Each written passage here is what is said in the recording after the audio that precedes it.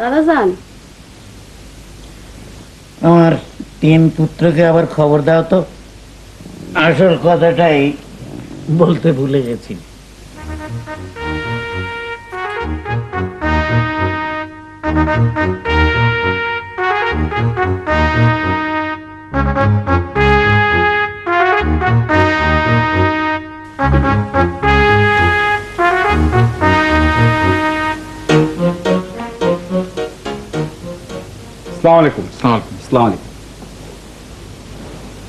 খাবার সময় সালাম দিতে হয় না। শোনো, আমি যে বৃদ্ধ হয়েছি একটা প্রমাণ পেলাম। যে কারণে এই মিটিংটা ডেকেছিলাম সেটা বলতেই ভুলে গেছি।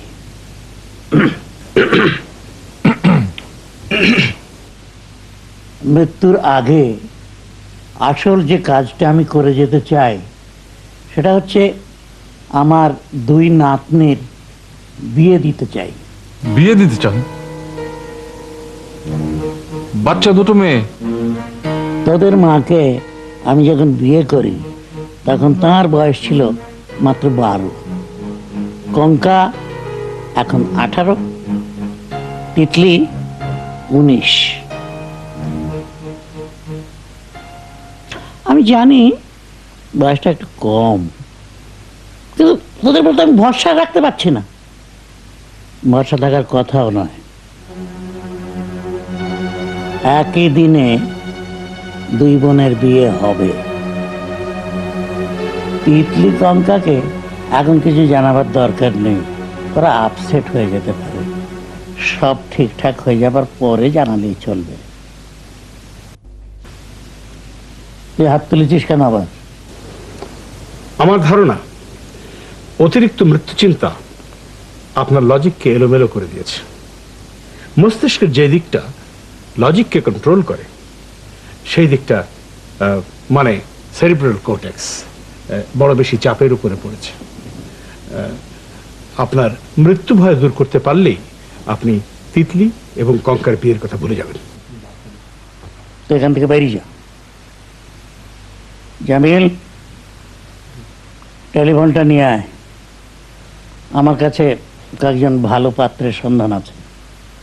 বাবা, আপনি কি সত্যি সিরিয়াস নাকি? আমি যখন সিরিয়াস হই তখন কতটা সিরিয়াস হই সে সম্পর্কে তো তোদের ধারণা থাকা উচিত। অনেকদিন ধরেই তো দেখছিস। এবং যতই দেখছি ততই অবাক হচ্ছি। তুই আমাকে দেখে যত না অবাক হচ্ছিস, তোকে দেখে আমি তার 3 ডবল অবাক হচ্ছি। তোরা এখন যেতে পারিস, আমার কথা শেষ। আসসালামু আলাইকুম। আসসালামু আলাইকুম। আসসালামু আলাইকুম। জামিল, বাবার মৃত্যু চিন্তাটাকে দূর করাই হচ্ছে কি এখন আমাদের প্রধান কাজ। সেটা কিভাবে সম্ভব হবে ভাইজান? একটা কবরের মধ্যে বাবাকে শুইয়ে দেওয়া হবে, মানে কাটা দিয়ে কাটা তোলার মতো, ভয় দিয়ে ভয় তোলা।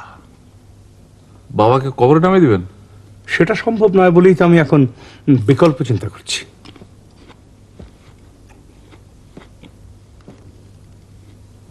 Got it. কি? একটা কফিন নিয়ে আসবো, তার মধ্যে বাবাকে শুইয়ে দিয়ে ডালাটা বন্ধ করে দেব। ভেতরে নিশ্চিদ্র অন্ধকার, একেবারে নিঃশব্দ, বাইরের চরাচরের সাথে কোনো সম্পর্ক নেই। পদ্ধতিটা আমার কাছে খুব সুবিধার মনে হচ্ছে না ভাইজান। সাইকোঅ্যানালিসিস তোমার বিষয় নয় বলেই তোমার কাছে খুব সুবিধার মনে হচ্ছে না। But this is the best possible solution, a solution of mind.